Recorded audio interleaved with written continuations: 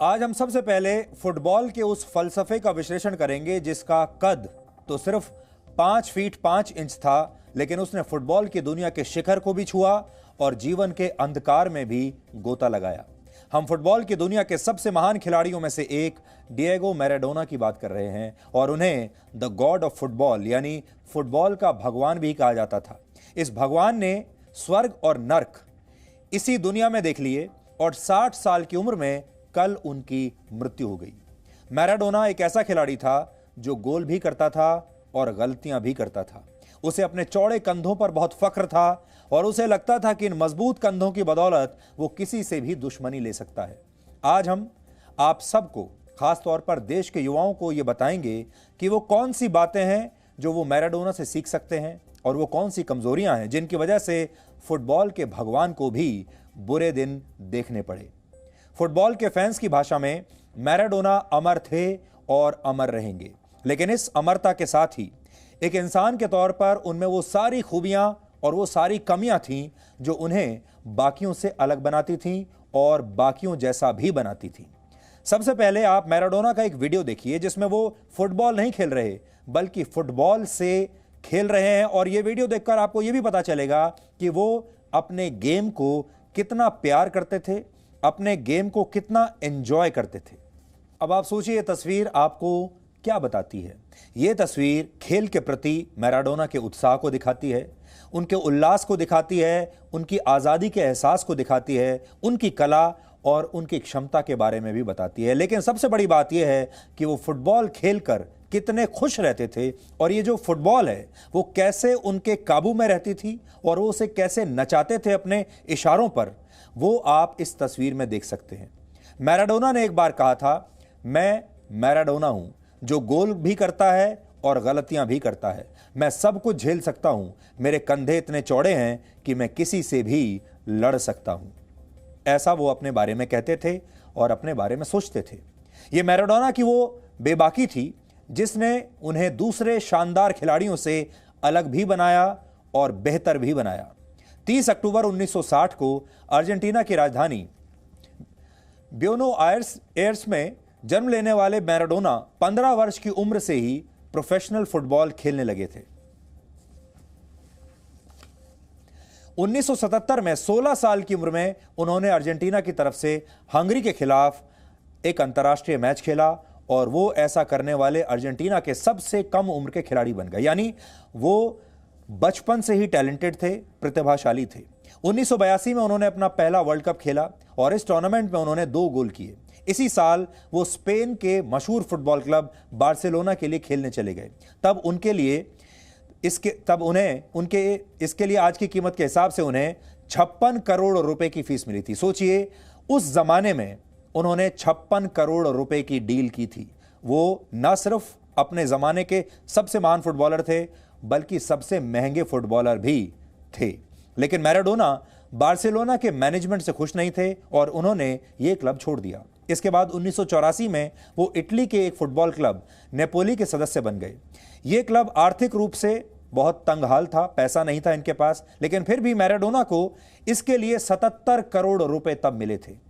Maradona की fees चुकाने के लिए इस क्लब ने बैंक से लोन लिया था। इस बीच वर्ष 1986 में फुटबॉल वर्ल्ड कप हुआ जिसे मैराडोना के देश अर्जेंटीना ने जीत लिया और इस जीत में सबसे बड़ी भूमिका मैराडोना ने ही निभाई थी, या यूं कह लीजिए कि उन्होंने अकेले अपने दम पर अर्जेंटीना को वर्ल्ड कप जिता दिया था। और इस वर्ल्ड कप को मैराडोना द्वारा किए गए 2 सबसे मशहूर गोल्स के लिए हमेशा याद किया जाता है। पहले गोल को हैंड ऑफ गॉड कहा गया और दूसरे को गोल ऑफ द सेंचुरी कहा गया। उन्होंने ये दोनों गोल क्वार्टर फाइनल मुकाबले में 4 मिनट के अंतराल में इंग्लैंड के खिलाफ किए थे। इनमें से जो पहला गोल था वो उन्होंने अपने सिर से किया था। फुटबॉल में इसे हेडर कहा जाता है क्योंकि इसमें सिर का इस्तेमाल होता है, लेकिन असल में ये गोल उन्होंने अपने सिर से नहीं बल्कि बाएं हाथ से किया था। लेकिन यह बात रेफरी की नजर में आने से बच गई और यह गोल इंग्लैंड के लिए बहुत ही घातक साबित हुआ। इस मैच के बाद जब मैराडोना से इस बारे में पूछा गया तो उन्होंने कहा था, a little from the head and a little from the hand of God. तब से इस गोल को हैंड ऑफ गॉड गोल कहा जाने लगा आपको भी आज ये गोल जरूर देखना चाहिए, जिसमें मैराडोना का कहना था कि थोड़ा सा मेरा हिस्सा था और थोड़ा सा भगवान का हाथ था। इसके ठीक 4 मिनट के बाद मैराडोना ने एक और चमत्कारिक गोल किया।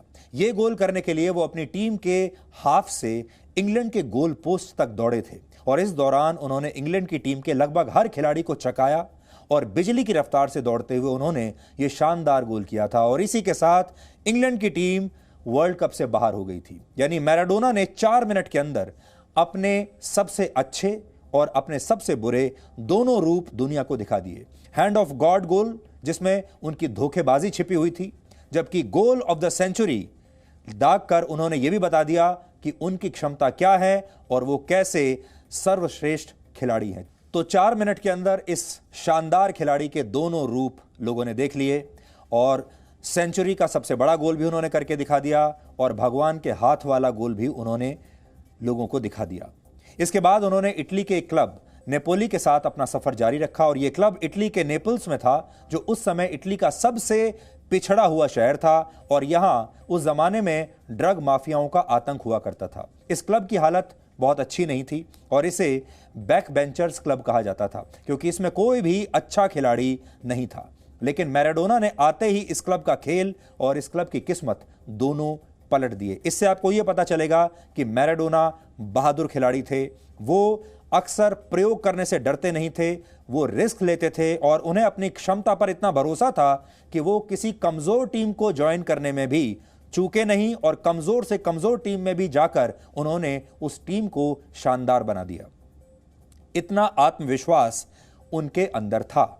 1987 में मैराडोना ने इस क्लब को इटली की एक बड़ी चैंपियनशिप जिताई और यह क्लब बड़े बड़े क्लब्स को भी उसके बाद चुनौती देने लगा।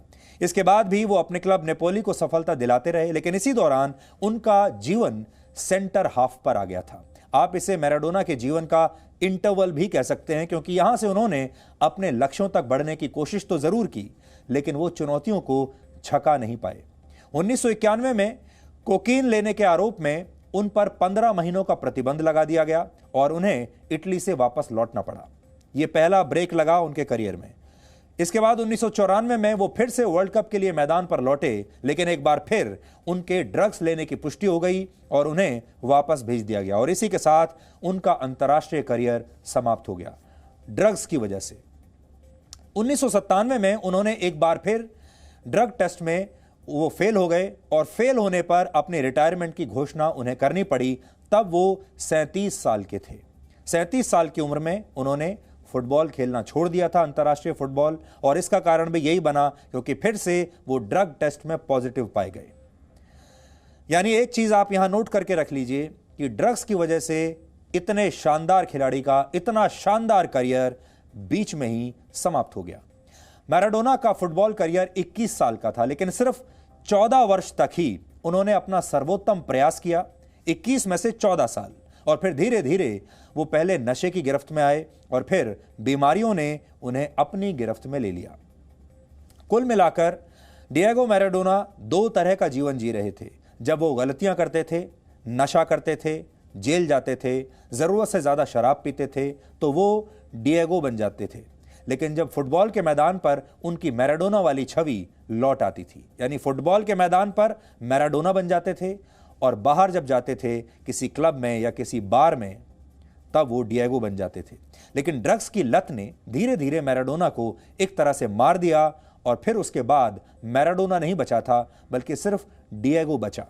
लेकिन डिएगो और मैराडोना में क्या फर्क था, इसे समझने के लिए आज आपको उनकी शुरुआत के बारे में जरूर जानना चाहिए। मैराडोना के पिता एक फैक्ट्री में मजदूर थे और उनका बचपन बहुत गरीबी में बीता। वो और उनका परिवार एक स्लम में रहा करते थे। मैराडोना के 8 भाई बहन थे और इसलिए उनका परिवार अपनी जरूरतें भी पूरा करने में सक्षम नहीं था, बहुत गरीब परिवार था। मैराडोना जब सिर्फ 3 साल के थे तो उन्हें गिफ्ट में एक फुटबॉल मिली। वो फुटबॉल के प्यार में पड़ गए और बस यहीं से उनका महान खिलाड़ी बनने का सफर शुरू हो गया।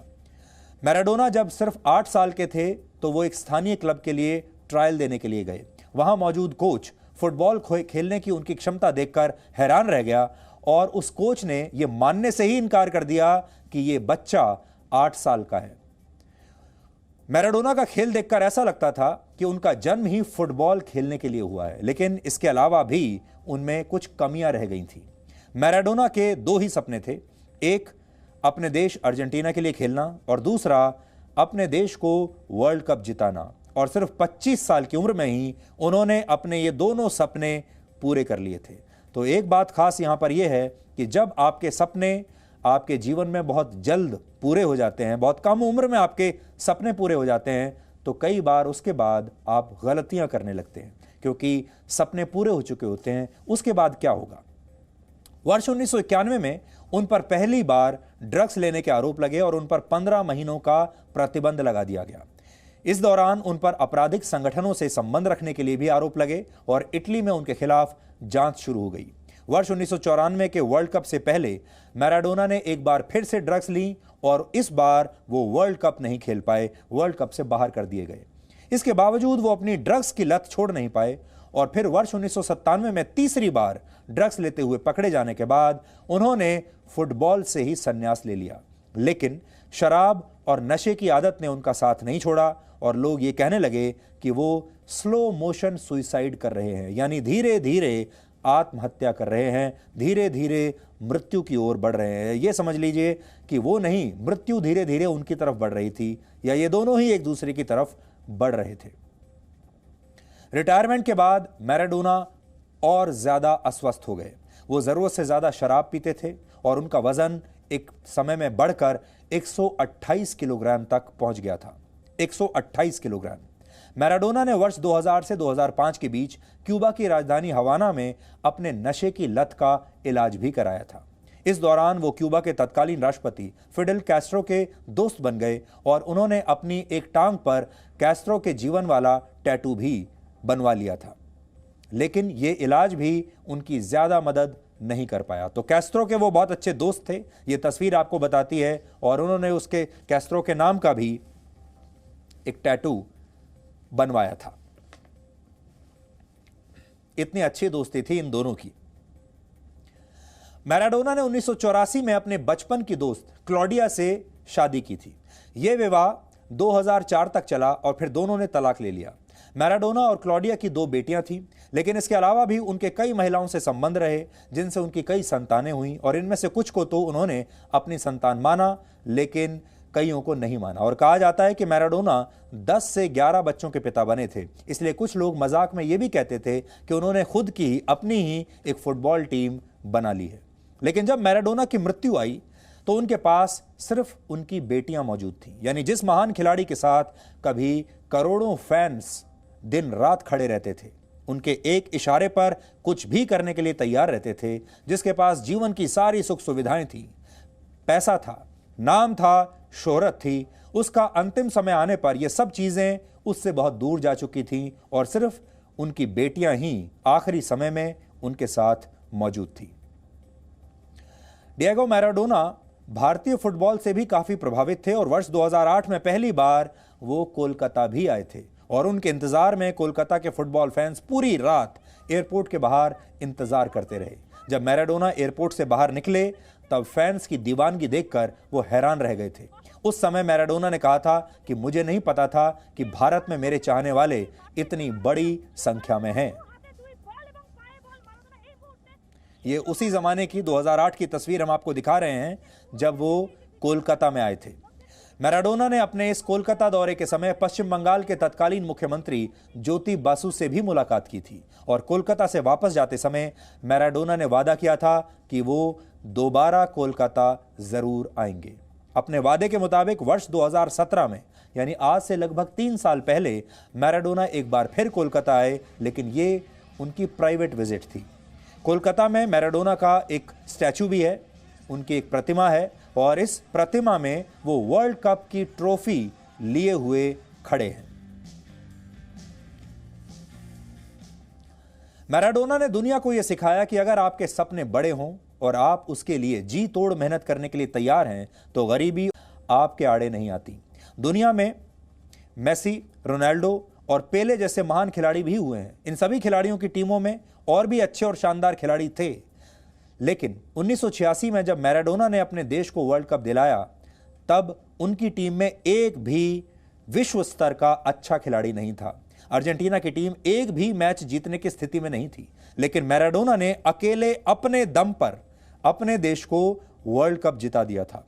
इटली के कमजोर क्लब नेपोली को भी मैराडोना ने अपने खेल के बूते शिखर तक पहुंचा दिया था।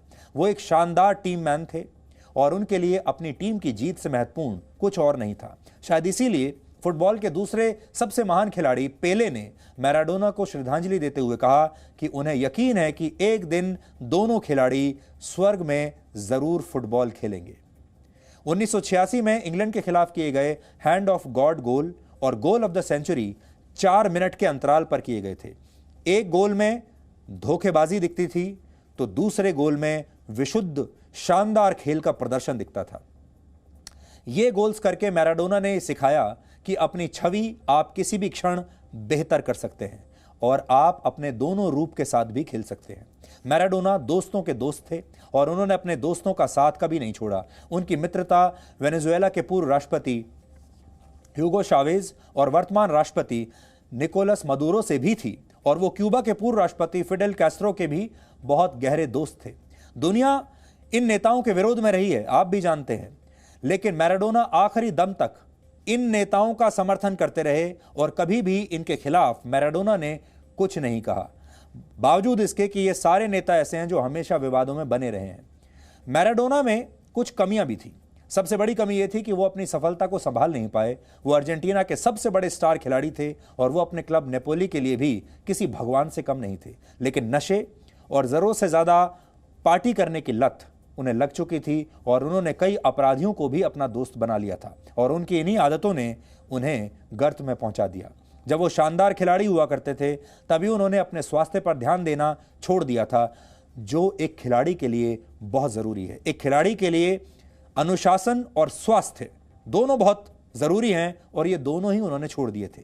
वो जरूरत से ज्यादा शराब पीने लगे थे और उनका वजन बेतहाशा बढ़ने लगा था। एक खिलाड़ी होने के बावजूद अपनी फिटनेस पर ध्यान न देना उनकी बहुत बड़ी कमी थी और ये आज के युवाओं को, खासतौर पर खिलाड़ियों को जरूर सीखना चाहिए। उनकी तीसरी कमी यह थी कि वो नियमों का उल्लंघन करने के लिए बदनाम थे।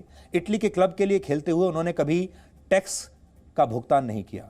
इतनी दौलत होने के बावजूद वो टैक्स देने से हमेशा बचते रहे। इटली की सरकार का उन पर 300 करोड़ रुपए से भी ज्यादा का आज भी बकाया है और उनकी सबसे बड़ी कमी यह थी कि वो अपने रिश्तों के प्रति ईमानदार नहीं थे। उनके बहुत सारे लोगों से संबंध थे, उनकी कई संतानें हुई, लेकिन वो खुद को इनका पिता मानने से इनकार करते रहे। यानी फुटबॉल के मैदान पर ईमानदारी से अपनी टीम को जिताने वाला खिलाड़ी फुटबॉल के मैदान के जब बाहर आता था, असल जिंदगी में वो रिश्तों के प्रति काफी हद तक बेईमान बना रहा। ये मैराडोना के दो रूप थे। इसलिए आज हमने देश भर के युवाओं के लिए यह विश्लेषण किया है, क्योंकि हम जानते हैं कि मैराडोना, आप फुटबॉल देखते हो या ना देखते हो, फुटबॉल में आपकी कितनी रुचि है ये हम नहीं कह सकते, लेकिन आप सब ने मैराडोना का नाम सुना जरूर होगा। और आज का दिन मैराडोना के फैंस के लिए बहुत बुरा दिन है। वो बहुत निराश होंगे। हम आपकी निराशा बढ़ाना नहीं चाहते। हम बार बार ये बात तो कहते हैं कि मैराडोना महान खिलाड़ी थे, फुटबॉल के भगवान थे, लेकिन वो ऐसे भगवान थे जिन्होंने एक ही जीवन में यहीं इसी दुनिया में रहते रहते स्वर्ग भी देख लिया और नर्क भी देख लिया और 60 साल की उम्र में वो चले भी गए। लेकिन बड़ी बात यह है कि मैराडोना के जीवन से आप क्या सीख सकते हैं। आपको उनकी जो बेहतरीन, जो उनकी अच्छाइयाँ थीं वो आपको सीखनी चाहिए, जो उन्हें स्पेशल बनाती थी, जो उन्हें अलग बनाती थी, और आगे चलकर कैसे वो अपने इस शानदार स्टारडम को संभाल नहीं पाए, ये उनकी कमजोरियां थीं। इसलिए आपको उनकी कमजोरियों से भी सीखना चाहिए कि जीवन में आगे चलकर जब आपको सफलता मिले तो आपको क्या नहीं करना है। आज हमारे लिए बहुत गौरव का दिन है, क्योंकि 71 वर्ष पहले 26 नवंबर 1949 को भारत के लोगों ने यह तय किया था कि देश अब संविधान के हिसाब से चलेगा और हमारा अपना संविधान होगा। किसी आसमानी धार्मिक किताब या किसी व्यक्ति की इच्छा के अनुसार देश नहीं चलेगा। पर क्या यह देश पूरी तरह से संविधान की भावना के अनुरूप चल रहा है या फिर हम गलत रास्ते पर निकल चुके हैं? मैं ये सवाल इसलिए पूछ रहा हूं, ये क्यों पूछ रहा हूं, इसे समझाने के लिए आज हम आपसे पहले 2 सवाल पूछेंगे। पहला यह कि अगर किसी साधारण व्यक्ति को भगवत गीता दी जाए तो वो क्या करेगा? उसे देखेगा और अपने माथे पर शायद लगा लेगा। फिर उसी व्यक्ति को हम भारत का संविधान दें, तब वो क्या करेगा? वो शायद आश्चर्य से पूछेगा कि मैं इसका क्या करूं, ये मुझे क्यों दे रहे हैं आप? दरअसल हम एक राष्ट्र के रूप में अपने संविधान को शासन की गीता बनाने से चूक गए हैं। देश के सबसे कमजोर आदमी के जीवन में संविधान का असर पहुंचा ही नहीं। हम अदालत में गीता की कसम लेकर सच बोलते हैं, पर संविधान को लेकर वो भावना देश के नागरिकों में जन्म ही नहीं ले सकी। हम देश के नागरिकों को यह समझा नहीं पाए कि संविधान इस देश की सबसे पवित्र पुस्तक है, सबसे पवित्र ग्रंथ है। आप में से शायद ही कोई ऐसा हो जिसे गीता का सार याद ना हो, और वो ये कि कर्म करो, फल की इच्छा मत करो। पर हम में से शायद कुछ ही लोग ऐसे होंगे जिन्होंने संविधान का सार याद किया होगा, और वो ये था कि स्वतंत्रता, समानता और न्याय ही हमारे शासन का आधार है। ऐसा क्यों हुआ, इसे समझाने के लिए आपको वर्ष 1949 में संविधान की मूल प्रस्तावना में लिखे वो शब्द आज पढ़ने चाहिए जो अब हम आपकी टीवी स्क्रीन पर आपको दिखा रहे हैं। इसमें क्या लिखा था, देखिए। हम भारत के लोग भारत को संपूर्ण प्रभुत्व, संपन्न, लोकतंत्रात्मक गणराज्य बनाने के लिए, पर इसमें लिखा है,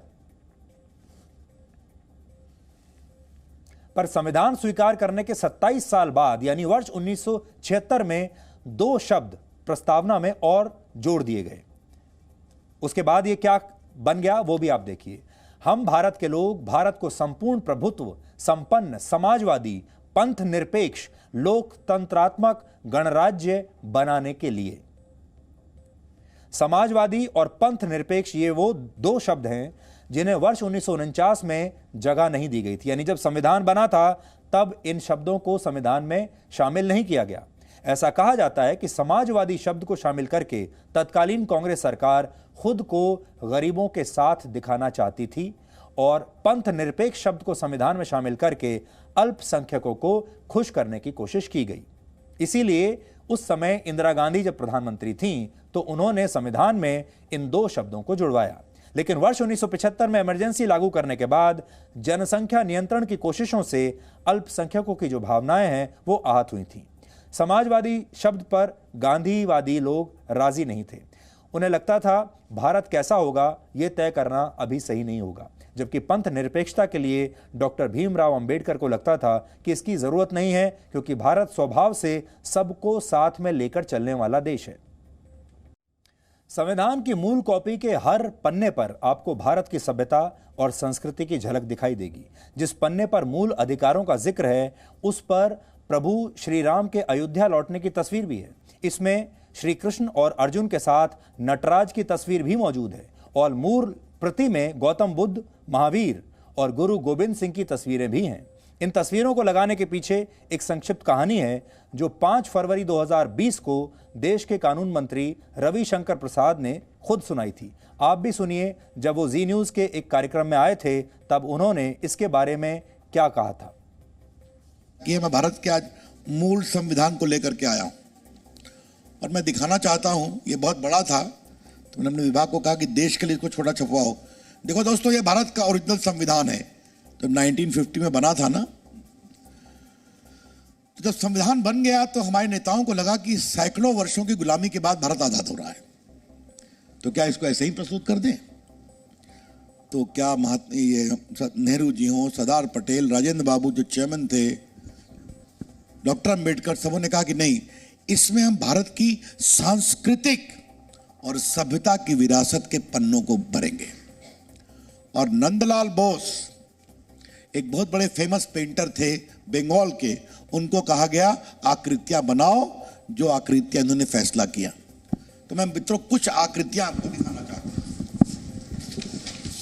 ये देखिए, फंडामेंटल राइट के ऊपर क्या आकृति है? प्रभु राम सीता और लक्ष्मण के साथ श्रीलंका विजय के बाद अयोध्या लौट रहे हैं। यह है फंडामेंटल राइट के ऊपर, ये देखिए आप। उसके बाद directive principle of state policy के ऊपर क्या है? भगवान कृष्ण अर्जुन को महाभारत में गीता का संदेश दे रहे हैं। बस 2 और दिखाऊंगा। जिसमें आपको सुधीर बाबू उनको पहचानते हैं जी। कौन है ये? हनुमान। ये देखिए हनुमान जी ये की प्रभु तस्वीर। हनुमान है, समझ गए आप? और आपको मैं एक चीज और दिखाना चाहता हूं, इसमें एक नटराज हैं, उनको भी दिखा दूं आपको। और एक जो मैं रोचक विषय आपसे कहना चाहता हूं, ये कौन है? नटराज। इसमें महात्मा गांधी की तस्वीर है, शिवाजी की है, रानी झांसी लक्ष्मीबाई की है, नेताजी सुभाष चंद्र बोस की है, अकबर की है, बाबर औरंगजेब की नहीं है। ध्यान रखिए आप। और ये मैं अपने से नहीं कह रहा हूं, ये देखो लिस्ट है कि किसकी किसकी तस्वीर इस पे बनी हुई है। और अंतिम में चूंकि ओरिजिनल संविधान है, ये देखिए इस सभी के दस्तखत हैं। पहले डॉक्टर राजेंद्र प्रसाद के हैं, फिर जवाहरलाल नेहरू के हैं और बाकी संविधान सभा के मेंबर्स के हैं।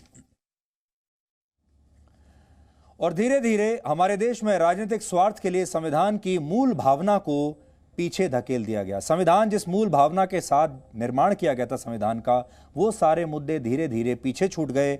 और अब जब आप उन मुद्दों को दोबारा से 2020 के संदर्भ में देखेंगे तो आपको लगेगा कि सब कुछ कितना बदल चुका है। आज हम इतना पीछे जा चुके हैं कि रंगों का बंटवारा हो चुका है। हरा रंग मुसलमान का हो चुका है, भगवा रंग हिंदू का हो चुका है, खाने बंट चुके हैं, भोजन बंट चुके हैं। बिरयानी मुसलमान की हो गई है, खिचड़ी हिंदू की हो गई है। पक्षियों को भी हम धर्म के आधार पर देख रहे हैं और रंग बंट गए, खाने बंट गए, जानवर बंट गए। धार्मिक आधार पर देश का बंटवारा होने के बाद भी संविधान निर्माताओं ने यह सोच लिया था कि हिंदू मुस्लिम की समस्या अब हमेशा के लिए खत्म हो गई। अब आप अगर वापस जाएंगे आज़ादी के समय, जब भारत और पाकिस्तान के बीच बंटवारा हुआ, भारत के 2 हिस्से हुए, वो सबसे बड़ा सांप्रदायिक बंटवारा था भारत के इतिहास में। और वो सांप्रदायिक था, वो धर्म के आधार पर किया गया था, हिंदू और मुसलमान के आधार पर किया गया था। इसलिए जो लोग ये कहते हैं कि ये हिंदू मुस्लिम अब हो रहा है, उन्हें ये समझना चाहिए कि ये वो मुद्दा है जिस पर ये देश 2 टुकड़ों में बंट गया था। सोचिए ये कितना बड़ा मुद्दा उस समय रहा होगा जिसने देश को ही तोड़ दिया। लेकिन जब देश टूट गया तो हमारे संविधान निर्माताओं को यह लगा कि अब यह समस्या शायद हमेशा के लिए खत्म हो जाएगी, क्योंकि जो मुस्लिम नेता थे और मुस्लिम जनसंख्या थी उन्हें अलग देश दे दिया गया था। लेकिन आज भी पाकिस्तान अलग होने के बाद भी भारत के दिमाग से, मस्तिष्क से, राजनीति से अलग नहीं हुआ है। पाकिस्तान बाउंड्री से तो हमने काट दिया, लेकिन आज भी पाकिस्तान हमारे साथ चिपका हुआ है उसके एजेंडे की वजह से और यहां के राजनीतिक एजेंडे की वजह से। देश के लोग बढ़ते चले गए और देश में आज भी एकता की कमी महसूस होती है। देश में संविधान को लेकर जानकारी बहुत कम है, क्योंकि हमारे देश के नेता इसके बारे में कभी बात नहीं करते और आपको कभी जागरूक भी नहीं करते। इसका अपवाद वर्ष 2010 में मिलता है। संविधान को अपनाने के 60 वर्ष पूरा होने के मौके पर गुजरात के सुरेंद्र नगर में संविधान गौरव यात्रा का आयोजन किया गया था। तब प्रधानमंत्री नरेंद्र मोदी गुजरात के मुख्यमंत्री थे। संविधान की एक बड़ी कॉपी को हाथ में लेकर पूरे शहर में यह यात्रा तब निकाली गई थी। इस संविधान गौरव यात्रा की तुलना एक जैन विद्वान आचार्य हेमचंद्राचार्य को दिए गए सम्मान से ही की जाती है। उन्होंने प्राकृत भाषा के व्याकरण के एक ग्रंथ की रचना की थी जिसका नाम है सिद्ध हेमचंद्र शब्दानुशासन। कहा जाता है आज से लगभग 900 वर्ष पहले गुजरात के ही पाटन शहर में राजा सिद्धराज ने इस ग्रंथ को हाथी पर रखकर धूमधाम से एक यात्रा निकाली थी।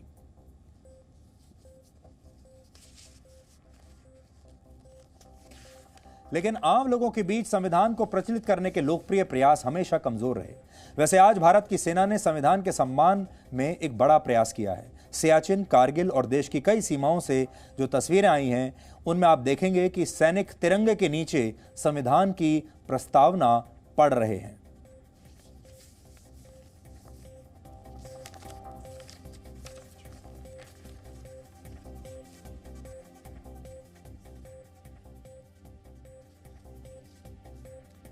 वर्ष 1947 में भारत को आजादी मिलने के बाद संविधान सभा के सदस्य राष्ट्रपिता महात्मा गांधी से मिले और उनसे पूछा कि वो संविधान में क्या चाहते हैं।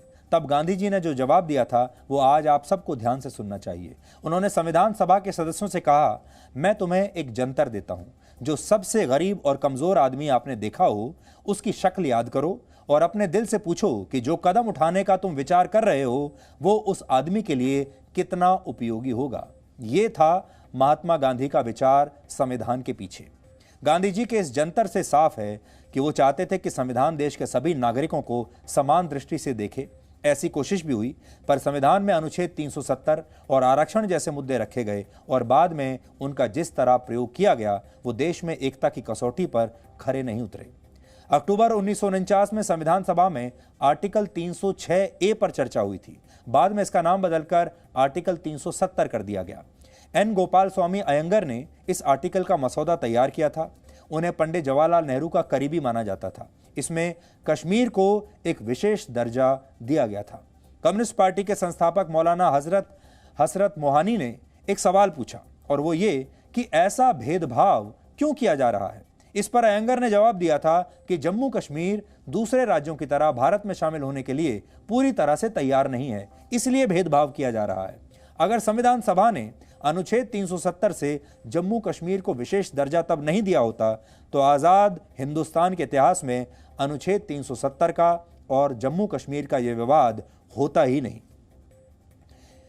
इस तरह से संविधान में आरक्षण के मुद्दे पर भी बहस हुई।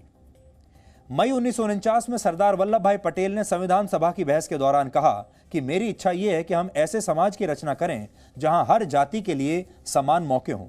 ऐसी स्थिति में जाति के आधार पर आरक्षण की कोई आवश्यकता नहीं होगी। ये सरदार पटेल के विचार थे उस जमाने में,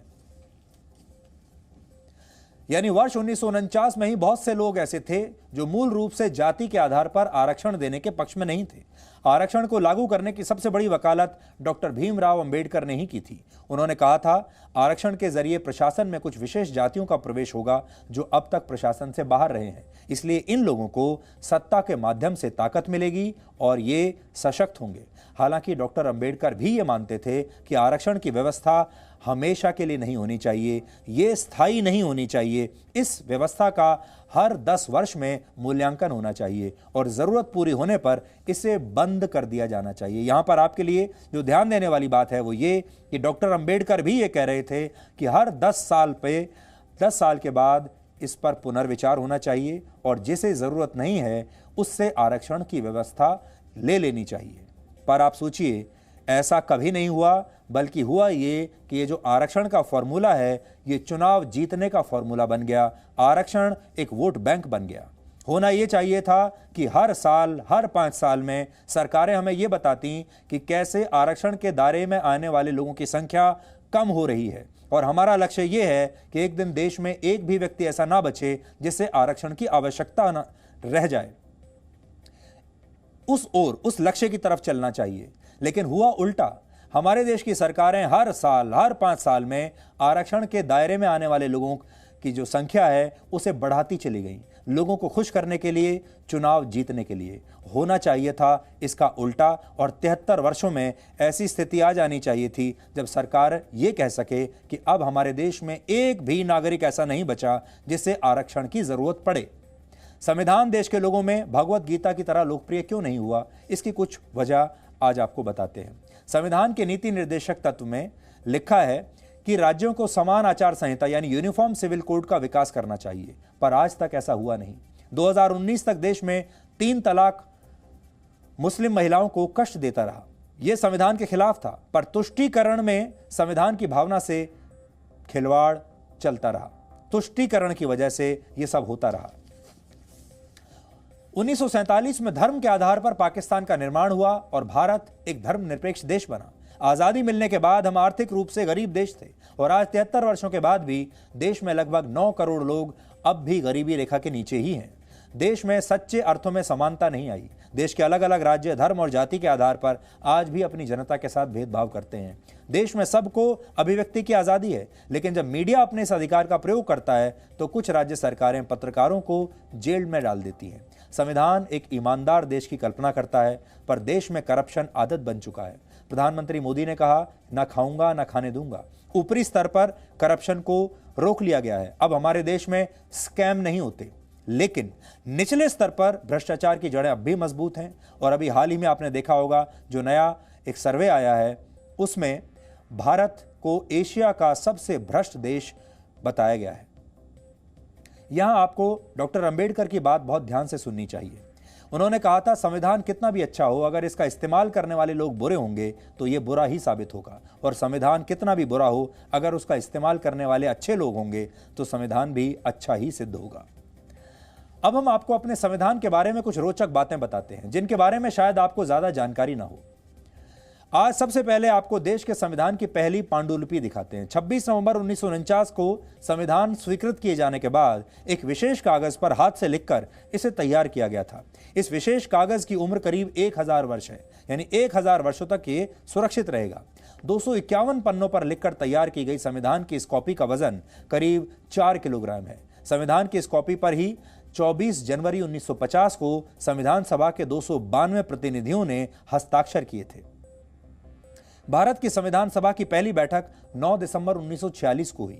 संविधान निर्माण के लिए संविधान सभा के कुल 11 अधिवेशन हुए थे। इन अधिवेशनों में कुल 53,000 लोग शामिल हुए।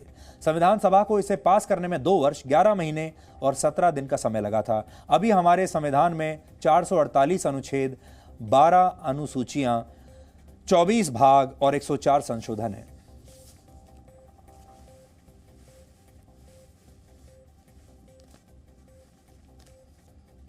संविधान का ड्राफ्ट बनाने से पहले संविधान सभा के सलाहकार BN राव के निर्देशन में 40 देशों के संविधान का अध्ययन किया गया। अमेरिका का संविधान पूरे दुनिया का सबसे छोटा लिखित संविधान है और इसके मुकाबले भारत का संविधान दुनिया का सबसे बड़ा संविधान है और अमेरिका के संविधान से 5 गुना बड़ा है।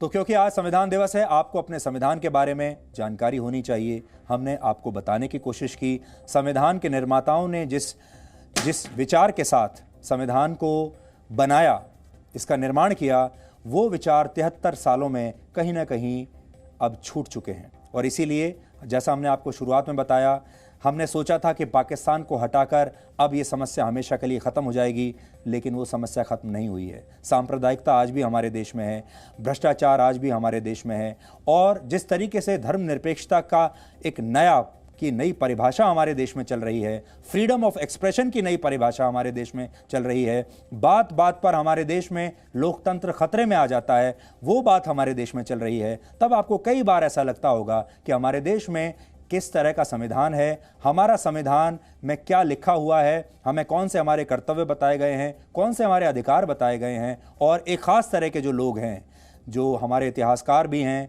हमारे बुद्धिजीवी भी हैं, पत्रकार भी हैं, वो आपको कई बार संविधान के नाम पर कंफ्यूज करने की कोशिश करते हैं। 12 वर्ष पहले आज ही के दिन मुंबई में एक बहुत बड़ा आतंकवादी हमला हुआ था और यह भारत पर हुआ अब तक का सबसे बड़ा आतंकवादी हमला था। हमला करने वाले 10 आतंकवादी पाकिस्तान से आए थे। मुंबई की अलग अलग जगहों पर 60 घंटों तक आतंकवादियों और सुरक्षा बलों के बीच मुठभेड़ चली, जिसमें 9 आतंकवादी मारे गए थे। 10वें आतंकवादी अजमल कसाब को मुंबई पुलिस के assistant sub inspector Tukaram Ombale ने जिंदा पकड़ा था। उस दौरान कसाब ने तुकाराम ओंबले के पेट में गोली मारी थी। गोली लगने के बावजूद तुकाराम ने कसाब को छोड़ा नहीं और बाद में वो वीर गति को प्राप्त हुए।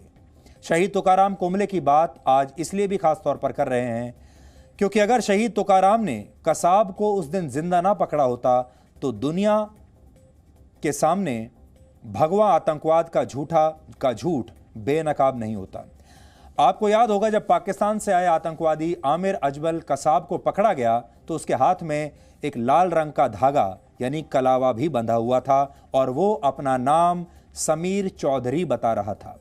ये पाकिस्तान की बहुत बड़ी साजिश थी और ये भी धर्म के आधार पर बनाई गई साजिश थी, जिसमें पाकिस्तान के आतंकवादियों को हिंदू पहचान के साथ हमले के लिए भेजा गया था।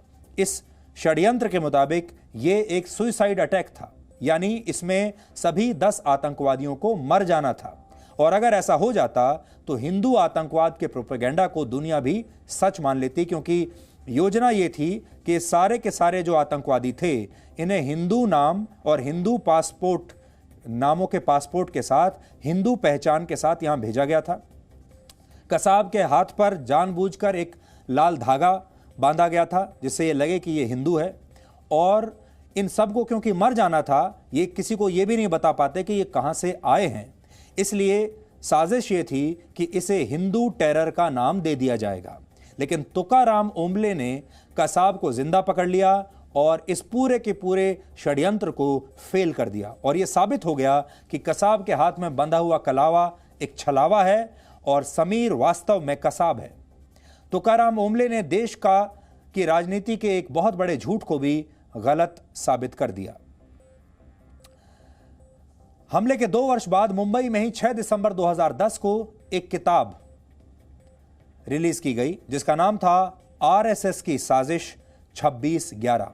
यह इस किताब का नाम है, जिसमें बताया गया था कि यह जो 26/11 का हमला था ये आरएसएस की साजिश थी, जिसे उर्दू के एक जाने माने पत्रकार अजीज बर्नी ने लिखा था। किताब को देश के सामने रखने आए थे कांग्रेस के बड़े नेता दिग्विजय सिंह, जो आपको तस्वीर में दिख रहे हैं। मंच पर उनके साथ मशहूर फिल्म निर्माता और निर्देशक महेश भट्ट हैं और उस समय महाराष्ट्र सरकार के पूर्व के गृह राज्य मंत्री कृपा शंकर सिंह भी आपको तस्वीर में दिख रहे हैं। दिग्विजय सिंह उस समय कांग्रेस अध्यक्ष सोनिया गांधी के सबसे करीबी लोगों में से एक माने जाते थे, इसलिए आप कह सकते हैं कि इस किताब को कांग्रेस का भी आशीर्वाद प्राप्त था। डॉक्टर मनमोहन सिंह कि यूपीए सरकार की नीतियों का यह सबसे बड़ा विरोधाभास था। एक तरफ सरकार पाकिस्तान को हमले के डोजियर्स तक दिया करती थी, दूसरी तरफ कांग्रेस पार्टी के नेता भगवा आतंक के झूठे प्रचार में शामिल होते थे, जिसमें मुंबई हमले को आरएसएस की साजिश बताया जाता था। ऐसे में कई गंभीर सवाल तत्कालीन यूपीए सरकार और उसके नेतृत्व पर भी उठते हैं। मुंबई हमले के बाद पाकिस्तान के खिलाफ तुरंत कार्रवाई क्यों नहीं की गई? क्या 26/11 हमले को हिंदू आतंकवाद से जोड़ने की यह साजिश थी? यदि कसाब जिंदा नहीं पकड़ा जाता तो क्या पाकिस्तान को क्लीन चिट मिल जाती?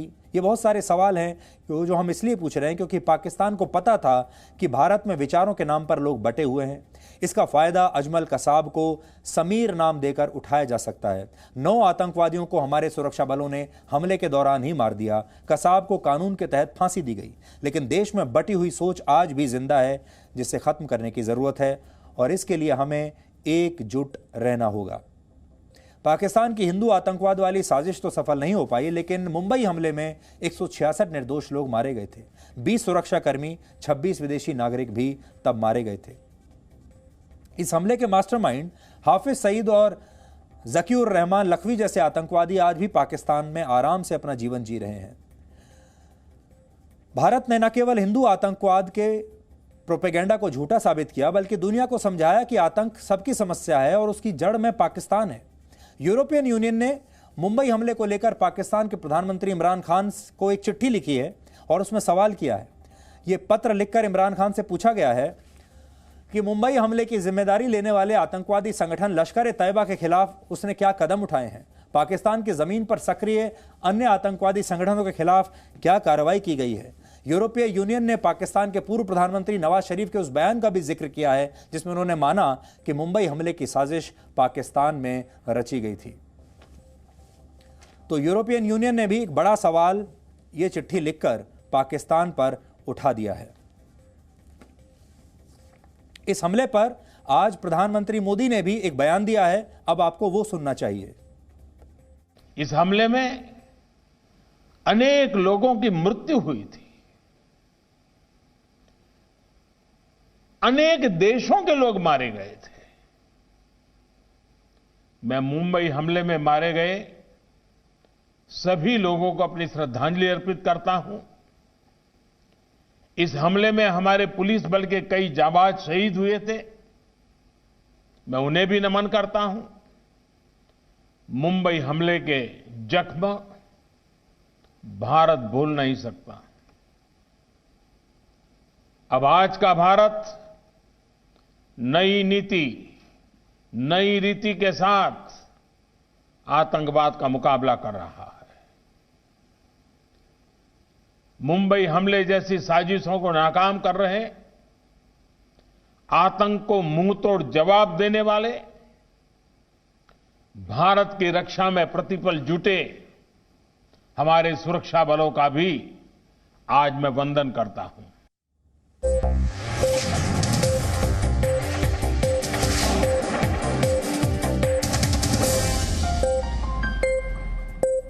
Presenting B News app, available on Google Play and App Store. Download it now.